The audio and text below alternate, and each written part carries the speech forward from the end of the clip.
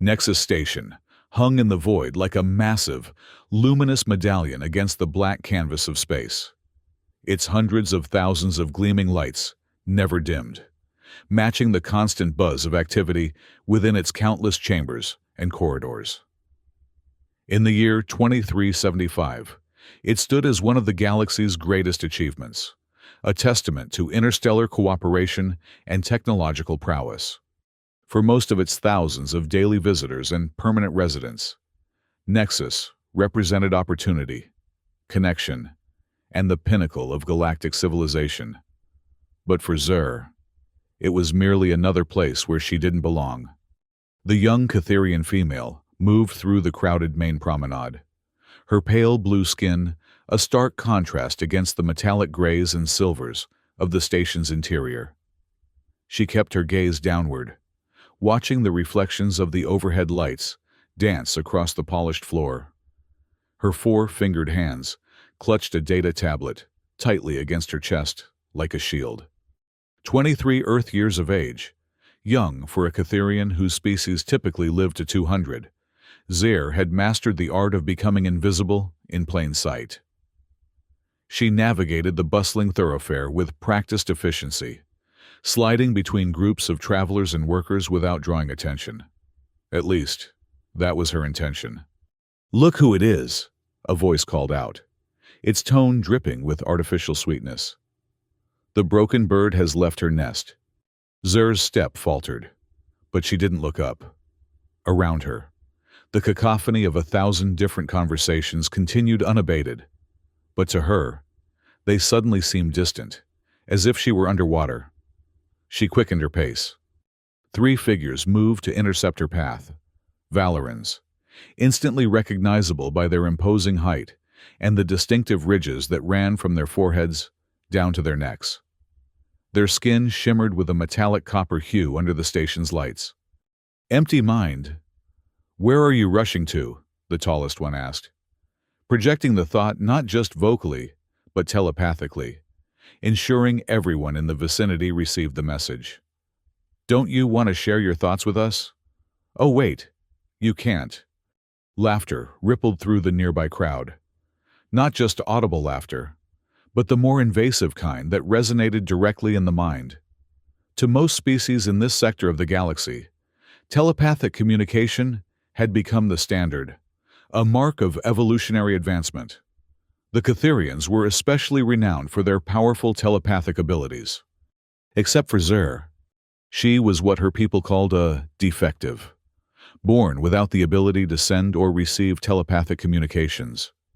In a society where such abilities were considered as basic as breathing, Zur's condition marked her as fundamentally flawed.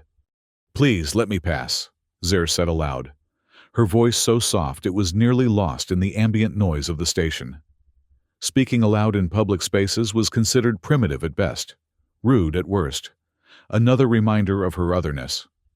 The Valorans exchanged amused glances, their telepathic mockery washing over the onlookers, who either smiled in shared derision or hurriedly looked away, uncomfortable but unwilling to intervene. "What's that? You'll have to speak up," the female Valoran said, leaning forward with exaggerated attention. "Some of us don't speak primitive." Zur clutched her tablet tighter, feeling the familiar tightness in her chest. The station's bright, cold lights suddenly seemed harsh and exposing. The endless corridor stretched before her like a gauntlet she had to run daily. She had made this walk hundreds of times since taking the position at the station's data center 6 months ago, and still, the journey never became easier.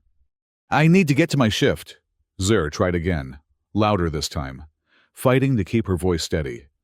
"Your shift?" the third Valoran chimed in. "What could an empty mind possibly contribute to station operations? Counting cargo containers? Even the automated systems could do better." More laughter, both audible and mental. Zur felt herself shrinking inward, her shoulders hunching as if to make herself an even smaller target. Her deep-set eyes, a characteristic feature of Catherians, seemed to retreat further into her face. "Is there a problem here?" The new voice cut through the tension like a blade, human male, and utterly devoid of the mocking tone that had dominated the exchange thus far. The crowd parted slightly to reveal a man of average height, with dark hair and eyes that held a calm intensity. He wore the blue utility uniform of the station's technical staff, a tool belt slung low around his waist. "This doesn't concern you, human," the tallest Valoran said, his telepathic projection deliberately excluding the newcomer, a subtle insult that wasn't lost on the observers. The human stepped forward anyway, positioning himself slightly between Zur and her tormentors. "When 3 people block someone's path in a public area, I'd say it concerns anyone who values station protocol on harassment." His voice remained even, almost conversational. Section 47.3 of the Nexus Code, if I'm not mistaken. The lead Valoran's copper-toned skin darkened slightly in what Zer recognized as a sign of annoyance. "We're merely having a conversation with our Catherian friend," he said, his spoken words carrying none of the telepathic undertones that would have revealed his true sentiments. "It doesn't look friendly to me," the human responded. He turned slightly toward Zer, his expression softening. "Are these folks bothering you?" Zer looked up, meeting his gaze for the first time. In his eyes, she saw something rare in her experience on Nexus Station. Simple, straightforward concern. No pity, no discomfort. Just a question that assumed her answer mattered. "Yes," she said, her voice finding unexpected strength. "They won't let me pass." The human nodded once, then turned back to the Valorans. "There you have it. Now, I suggest you all continue on your way before I call station security." "You would side with a defective?" the female Valoran asked, genuine surprise coloring her tone. "I'm siding with station regulations against harassment," he corrected firmly. "And I don't appreciate that term." A tense silence followed, broken only by the continuous background hum of the station and the murmurs of the dispersing crowd. Sensing that the entertainment value of the confrontation was waning, finally, the lead Valoran made a dismissive gesture. "Come," he projected to his companions, deliberately loud enough for others to catch. "There's nothing of interest here." They moved away, their tall forms quickly swallowed by the crowd. The human turned fully to Zer once they were gone. "Are you all right?" Zer nodded, still clutching her tablet. "Thank you," she managed. "That was unexpected." "Jake Morrison," he said, offering a slight smile. "I'm with Technical Operations. Started about 2 weeks ago." "Zer," she replied simply. "Data center." Jake nodded, glancing at the chronometer on his wrist. "Headed there now? I can walk with you if you'd like." Zer hesitated, years of isolation making the offer seem almost suspicious in its casualness. But something in his straightforward manner put her at ease. "Yes," she said finally. "I would appreciate that." As they walked together down the long corridor, Zer felt a peculiar sensation, the weight of constant vigilance lifting slightly from her shoulders. The station's cold lights seemed less harsh, the endless hallway less daunting. It was, she realized with a start, the first time in months she had walked these halls without feeling entirely alone. The data center occupied 3 full levels of Nexus Station's central core, its vast array of quantum processors and neural network hubs, handling everything from life support systems to interstellar communications. It was a place of ordered chaos, flashing lights, humming machinery, and the occasional burst of automated announcements. For Zer, it was the closest thing to sanctuary she had found on the station. "This is where I work," she said as they reached the main entrance, the massive doors sliding open in recognition of her ID chip. Jake nodded appreciatively at the impressive array of technology visible beyond. "Quite the operation. I'm usually assigned to the outer rings, power distribution systems mostly." "That's important work," Zer offered, surprising herself with the desire to continue the conversation. "So is data management," Jake replied with a genuine smile. Maybe I'll see you around. Zer felt an unfamiliar warmth spread through her chest. Maybe, she agreed softly. As Jake turned to leave, Zer suddenly found herself calling after him. The food court on level 7, she said when he paused. I take my mid-shift meal there. At 1300 hours. Jake's smile widened slightly.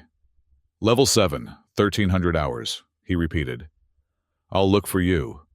Zer watched him disappear into the crowd before entering the data center, her mind unusually distracted from the day's tasks ahead. True to his word, Jake appeared at the food court the next day, carrying a tray loaded with what Zer recognized as typical human fare: a sandwich, fruit, and a steaming cup of coffee. He spotted her immediately in the corner where she always sat, well away from the center of activity. Mind if I join you? He asked, approaching her small table. Zer gestured to the empty chair across from her. Please. They ate in comfortable silence for a few minutes before Jake spoke again. So, how long have you been on Nexus? 6 months, 14 days. Zer replied precisely. I was assigned here after completing advanced data analysis training. You like the work? Zer considered the question. No one had asked her that before. Yes, she said finally. Data doesn't judge. It simply is or isn't. Jake nodded thoughtfully. I can see the appeal.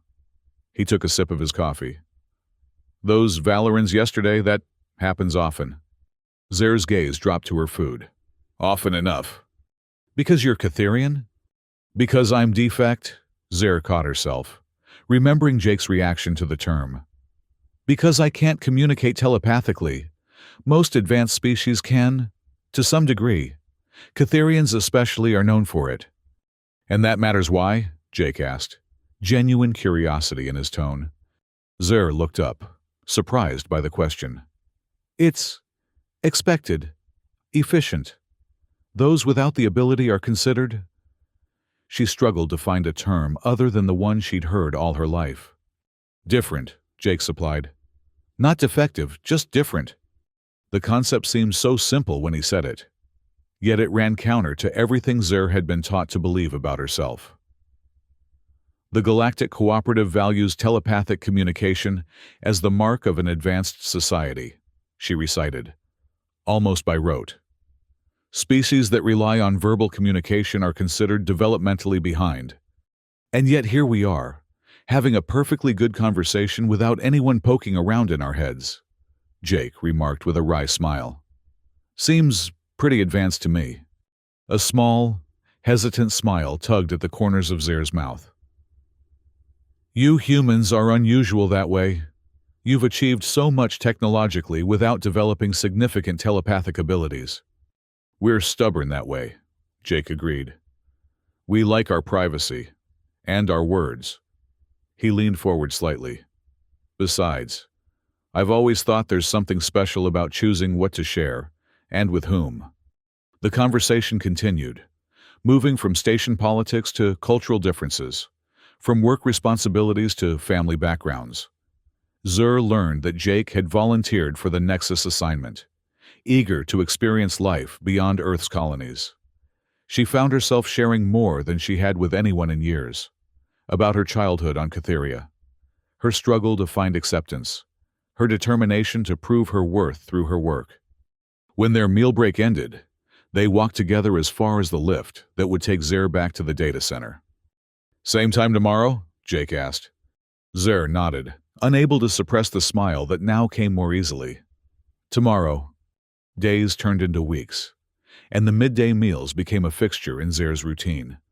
No longer just a necessary break for sustenance, but something she looked forward to with growing anticipation. Jake was always there, sometimes arriving before her with both their meals already on his tray, having quickly learned her preferences. They claimed the same small table in the corner of the food court, a quiet island in the sea of activity. To Zer, it began to feel like the only place on the entire station where she could truly breathe. Not everyone approved of their friendship. Jake mentioned casually one day that some of his human colleagues had questioned his choice of company. They think I'm wasting my time, he said with a shrug that suggested their opinions mattered little to him. Asked why I bother with...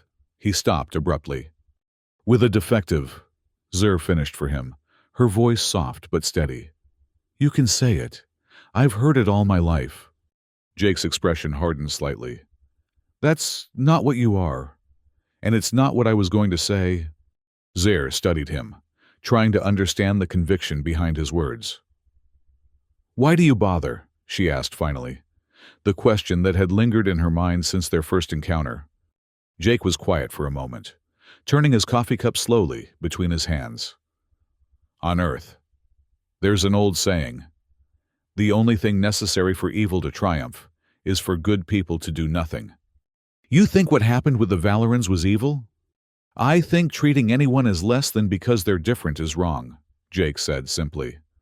And I think most people know that, even if they don't always have the courage to say so. Zur contemplated his words, finding both comfort and confusion in them. In her experience, the galaxy operated on clear hierarchies, those with power and those without, those who fit and those who didn't. Jake's perspective suggested another possibility, one she hardly dared to consider. What if they're right, though? She asked quietly. What if being unable to connect telepathically really does make me less? Jake leaned forward, his gaze intense. Do you believe that? Zur opened her mouth to give the automatic response. Yes, of course. It was what she had been told all her life, but something stopped her. I don't know anymore, she admitted. Well, I know, Jake said with quiet certainty. And from what I've seen, your mind works just fine. Different, maybe, but definitely not less. Later that day, as Zur worked through complex data patterns in the quiet solitude of her station, she found herself returning to Jake's words again and again. For the first time, she allowed herself to question the beliefs she had internalized, that her difference was a flaw, that her worth was diminished by her inability. What if Jake was right? What if being different didn't mean being defective? The thought was both terrifying and exhilarating, like standing at the edge of an abyss and suddenly considering the possibility of flight. The alarm klaxons shattered the relative calm of Gamma Shift, their harsh wail echoing through every level of Nexus Station. Emergency lighting cast an eerie red glow across the data center as Zur's screens flashed with warning signals. Power fluctuation in sectors 12 through 27, announced the automated system. Backup generators engaged. All non-essential personnel report to designated safety zones. Zur's fingers flew across her console, pulling up diagnostic screens as her colleagues around her did the same. Unlike them, she couldn't tap into the telepathic emergency network that allowed for instantaneous information sharing. Instead, she relied on the visual data streaming across her screens, searching for patterns that others might miss. Primary power core showing irregular output, called out Senior Analyst Trell from 3 stations away. Attempting to stabilize. Zur focused on the energy distribution records, watching as the numbers fluctuated wildly. There was something odd about the pattern, something that tugged at her analytical mind. Before she could pursue the thought, the lights flickered again, more severely this time. For a brief, terrifying moment, the artificial gravity wavered, causing objects and people to float momentarily before crashing back down. All hands, this is Commander Thex, came the station commander's voice over the general comm. We are experiencing critical power system failures across multiple sectors. Engineering teams are responding. Remain at your posts. This is not a drill. The next hour passed in a blur of activity. The situation deteriorated steadily, despite the best efforts of the station's engineers. Power continued to fluctuate unpredictably. Life support systems struggled to maintain optimal conditions, and the station's position began to drift dangerously toward the nearby asteroid belt. In the midst of the chaos, Zur continued to monitor the data flow. her attention caught by something no one else seemed to notice: a subtle but distinct pattern in the power fluctuations. There was a rhythm to the failures, a periodicity that suggested something more than random system breakdown. When Jake's voice suddenly came through on her personal comm channel, she nearly jumped. "Zur, are you all right?" he asked, his voice tense with concern. "Yes," she replied quickly. "But the station—" "I know. I'm in power distribution. It's bad. Nothing we're trying is working." He paused, and she could hear shouting in the background. "The telepathic engineers are forming a mental link to try to trace the problem through the system directly." Zer's mind raced. "Jake, there's something wrong with the pattern. The power drops. They're happening exactly 47 minutes apart. It's too precise to be accidental." There was a moment of silence before Jake responded. "You're sure?" "Yes. I've been tracking it. And there's more. The failures are moving through the systems in a specific sequence. It's almost like it's programmed," Jake finished for her. "Zur, this could be sabotage." The realization sent a chill through her. "But who would—" "That doesn't matter right now," Jake cut in. "We need to get this information to Commander Thex immediately. The telepathic link won't find this. They're looking for a physical malfunction, not a programmed sequence."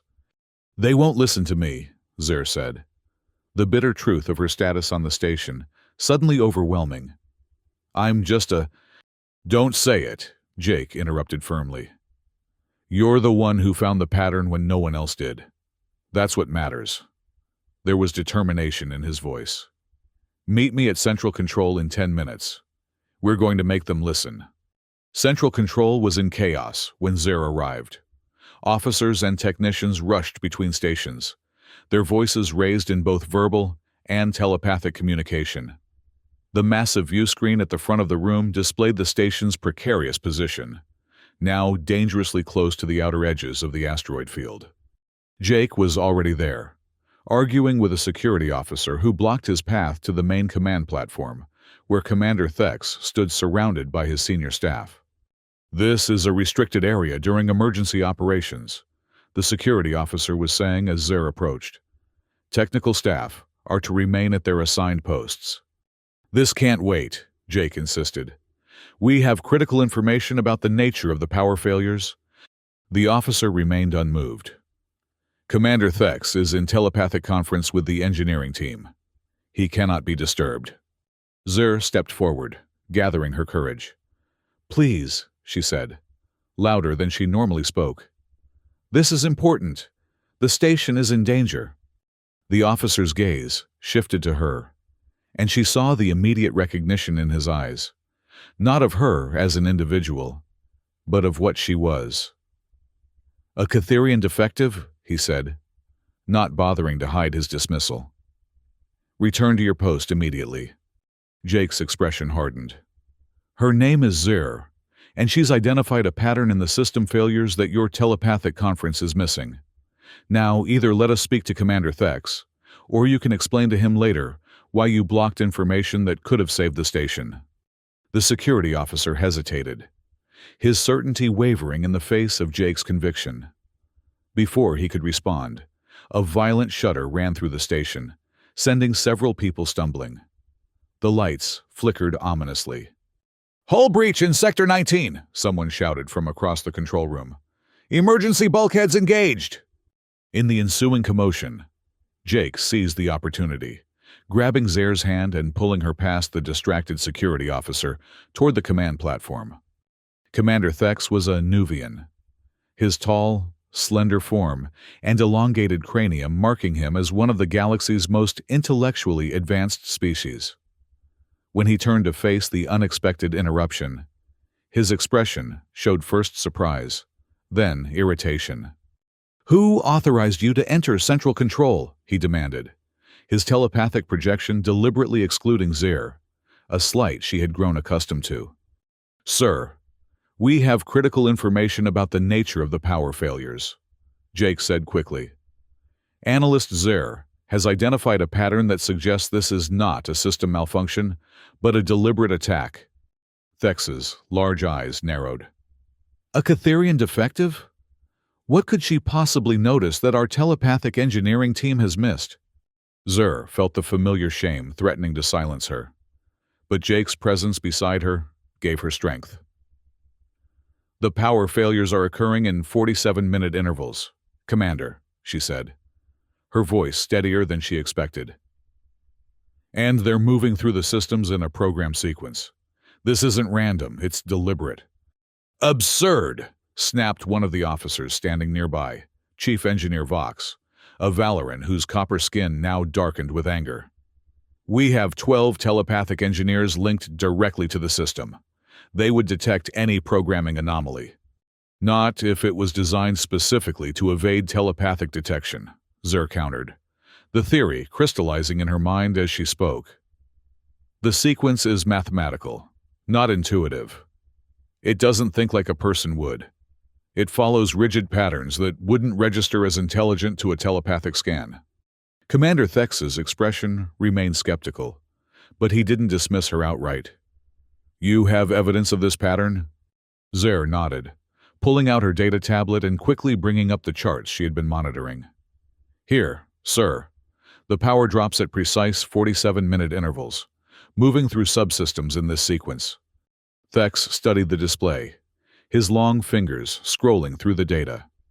The control room had gone quiet, all eyes on the unexpected confrontation at the command platform. Even if what you're suggesting is true, he said finally, our standard protocols for system override require telepathic verification. The system is designed that way specifically to prevent mechanical tampering. That's exactly the vulnerability being exploited. Jake interjected. What I think is broken here is not her mind, but this system that rejects difference. Sometimes the very strengths we rely on can become our greatest weaknesses. The station shuddered again, more violently this time. Alarms blared from multiple stations around the control room. Gravitational stabilizers failing in sectors 30 through 42. Asteroid proximity alert. Impact imminent without course correction. Life support systems operating at 60% capacity and falling. Thex looked from the dire reports flooding in to the steady data on Zir's tablet. His internal struggle was evident. Trust the established protocols or take a chance on the insights of someone his entire society had deemed effective. What do you propose? He asked finally. Zur took a deep breath. I need direct access to the central operating system. I can identify the malicious code and create a bypass that will restore manual control to the engineering teams. Impossible, Chief Engineer Vox cut in. Giving a non-telepathic entity access to our central systems violates every security protocol we have. The risk is too great. The risk is greater if we do nothing, Jake countered. Look around you. Your protocols are failing. The station is literally falling apart while you cling to a system that was deliberately compromised. Another violent shudder ran through the station, followed by the ominous sound of straining metal. The lights dimmed further, casting the control room in deep shadows, broken only by the red emergency lighting. Impact with asteroid field in 17 minutes, without course correction, announced the automated system. Its calm voice, a stark contrast to the panic beginning to grip the control room. Commander Thex's gaze moved from Jake to Zur, then to the main view screen, showing the station's perilous position. In that moment, Zur could see the weight of responsibility for thousands of lives pressing down on him. If we give you access and you're wrong, he said slowly, or if you make a mistake, the entire station could be lost. Zur met his gaze steadily. And if you don't give me access, it will be lost anyway. The tension in the room was palpable as Thex made his decision. Grant her access, he ordered finally, his voice cutting through the protest that immediately arose from several officers. Priority Alpha, full system integration. Chief Engineer Vox stepped forward, his copper skin now almost black with anger. Commander, I must formally object. This violates every security protocol. Your objection is noted, Chief Engineer, Thex interrupted. Now carry out my order. Vox hesitated, then moved reluctantly to a nearby console. He pressed his palm against the scanner, then input a complex series of commands. Access granted, he said stiffly. May the cosmos forgive us. Zur moved quickly to the main engineering console, her fingers flying across the interface as she delved into the station's core operating systems. Jake positioned himself beside her, providing another set of eyes on the complex code flowing across the screen. There, she said after several tense minutes. Do you see it? That subroutine shouldn't be there. Jake leaned closer. It's masked as a standard diagnostic function, but it's actually rerouting power commands through a secondary processor before execution. That's where the delay and degradation are happening. Zur nodded, already working to isolate the malicious code. It's sophisticated, designed to appear as random system failures to telepathic observers while actually following a precise mathematical sequence. Around them, the control room had fallen into an uneasy silence, all eyes on the Catherian defective, who now held the fate of Nexus Station in her hands. Commander Thex stood directly behind them, his tall form casting a shadow over the console. 12 minutes to impact, announced the automated system. I need to write a bypass, Zur said, her focus unwavering. But the malicious code has hooks into nearly every subsystem. If I simply delete it, it could trigger a total shutdown. What do you need? Jake asked. Time, and... She hesitated, then turned to look up at Commander Thex. I need the telepathic engineers to temporarily withdraw from the system. Their presence is creating interference with what I'm trying to do. Thex's expression tightened with alarm. You're asking us to completely disconnect our most skilled engineers during a critical emergency? Yes, Zur said simply. Their methods can't solve this. Mine can, but not with them in the way. It was perhaps the boldest statement she had ever made, a direct challenge to the very foundation of the social and technological hierarchy that had marginalized her all her life. For a moment, she thought Thex would refuse. Instead, he activated his comm. All telepathic engineers, disengage from the system immediately. I repeat, disengage now. Zur turned back to the console, aware of the enormity of what had just happened, but focused entirely on the task at hand. Her fingers moved with precision, born of years of working in isolation, finding paths through the code that others might have overlooked. 8 minutes to impact. Jake stood beside her, offering suggestions when asked, but mostly providing a steady, reassuring presence. The rest of the control room waited in tense silence, the fate of everyone aboard now resting on the shoulders of someone they had previously dismissed as irrelevant. I've isolated the malicious code, Zur announced, after what seemed like an eternity. Now, I need to create a bypass that will restore direct control without triggering the fail-safes it's built into the system. 5 minutes to impact. The pressure was immense, but Zur found herself operating with a clarity she had never before experienced. It was as if her lifetime of isolation had prepared her for this moment, to see patterns others missed, to find solutions outside the conventional wisdom. Almost there, she murmured, more to herself than anyone else.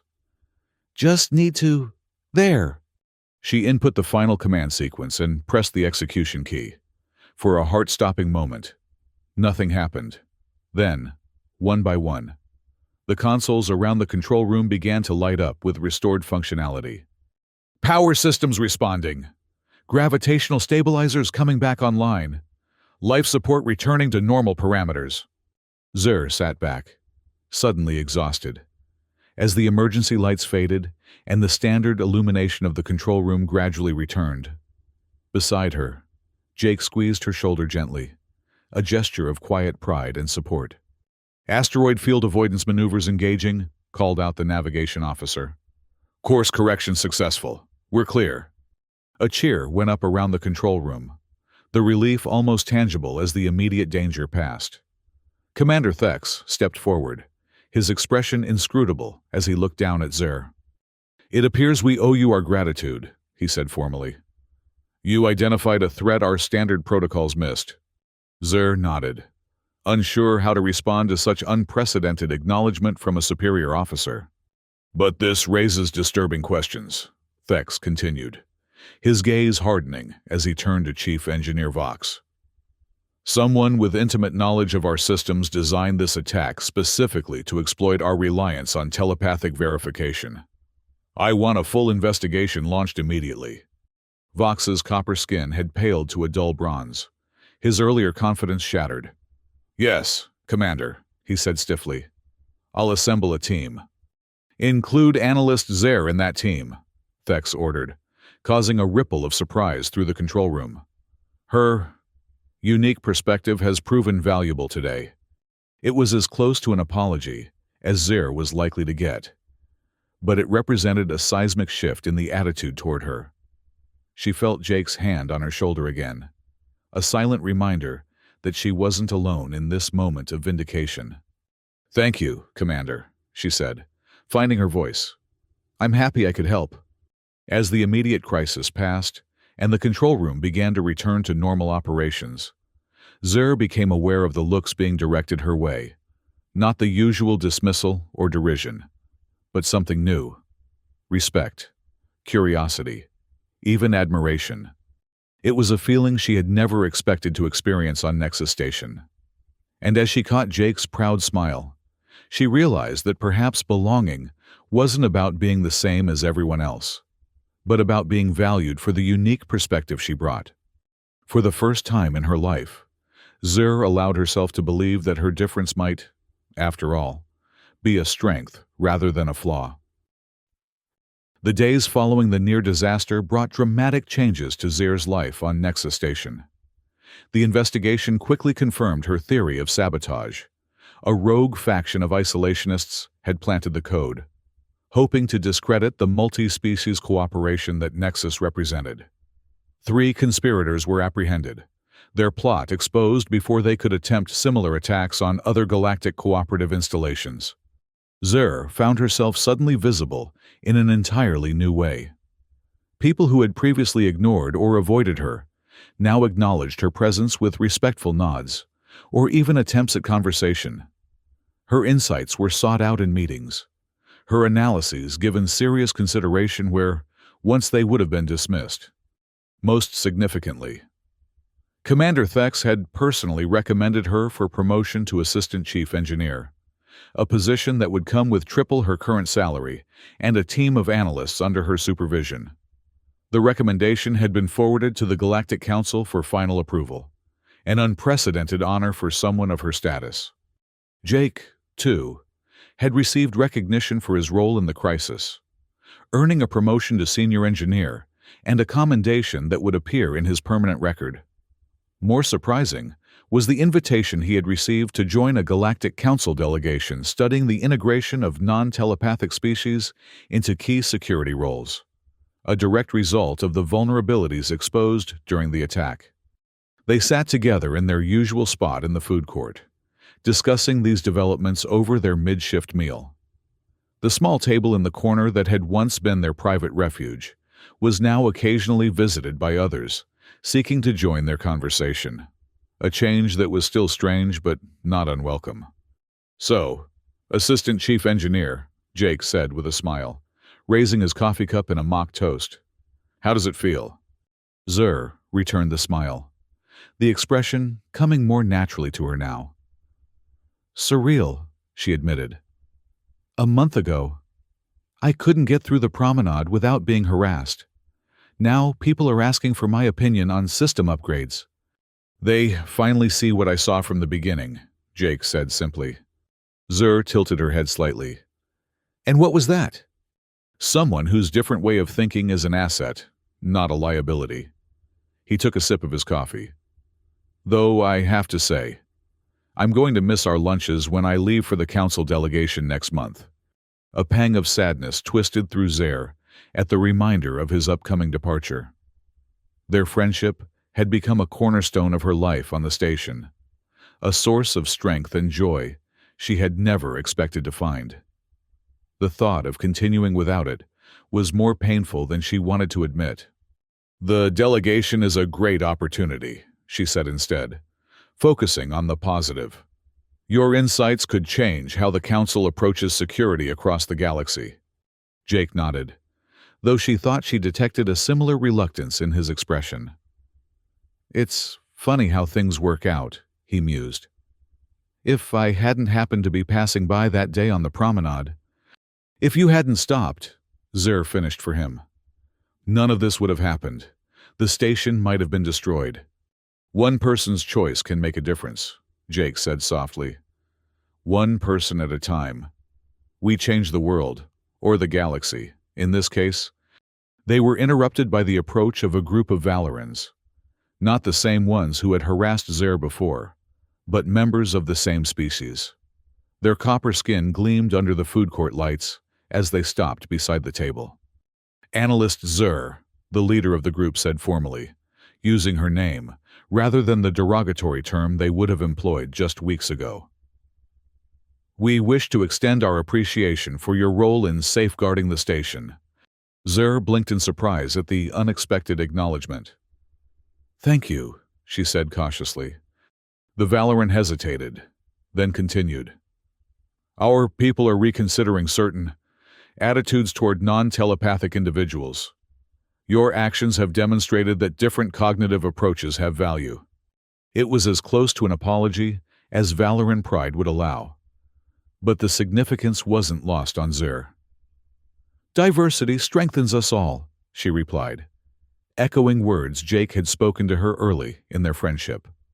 The Valoran nodded solemnly before the group moved on, leaving Zer and Jake to exchange amazed glances.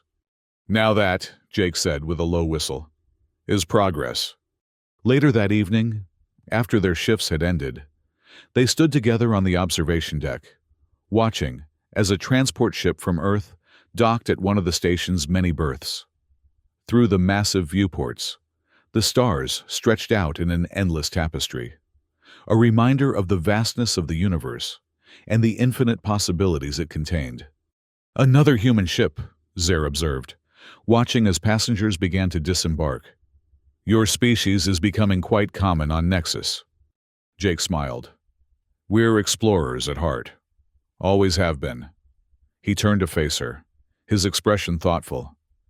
"You know, before all this happened, I overheard someone in my department say something that stuck with me. They said true civilization isn't measured by technological advancement, but by how it treats its most vulnerable members." Zer considered this. "By that measure, the Galactic Cooperative still has far to go. But it's moving in the right direction," Jake pointed out. "Your promotion, the Council's interest in non-telepathic security protocols, even the Valorans' change in attitude. It's all progress." "Because of what you did," Zer said softly. "One person making a difference." Jake shook his head. "Because of what we did together. Your courage, your insights, your willingness to speak up when it mattered most." He gestured to the bustling docking bay below. "And now others will come, bringing their own unique perspectives. One person at a time, right?" Zer nodded, feeling a sense of hope she had never dared to embrace before. "One person at a time," she agreed. As they watched the new arrivals make their way into the station, Zer realized that her understanding of belonging had been fundamentally transformed. It wasn't about conforming to a predetermined standard or possessing specific abilities deemed valuable by others. It was about bringing her authentic self to the table and finding those who recognized the worth in her difference. She thought of the changes already taking place, the new training program being developed on Catheria for defectives like herself, the Trellian's initiative to identify and nurture individual talents, regardless of telepathic ability, the shifting attitudes among species that had once been rigidly hierarchical in their thinking. It was just the beginning. She knew. Change would come slowly, unevenly, with resistance and setbacks along the way. But it had begun, sparked by the simple courage of one human who had refused to walk past injustice, and one Catherian who had dared to believe her difference might be valuable. Dr. Lennis sent a message today, Zur said, referring to the Catherian scientist who had contacted her after news of her role in saving the station had reached their homeworld. She wants my input on the new educational framework they're developing. Jake's eyes lit up with interest. That's fantastic. What did you tell her? That true civilization is making room for everyone to be their best selves, Zur replied, echoing the wisdom they had discovered together. And that sometimes, the most valuable perspective is the one that sees things differently. As they stood side by side, watching the continual flow of new arrivals to the station, Zur felt a profound sense of peace wash over her. The path ahead would not be easy, but for the first time, she could see it stretching before her, not as a gauntlet to be run in fear, but as a journey of possibility. And she would not walk it alone.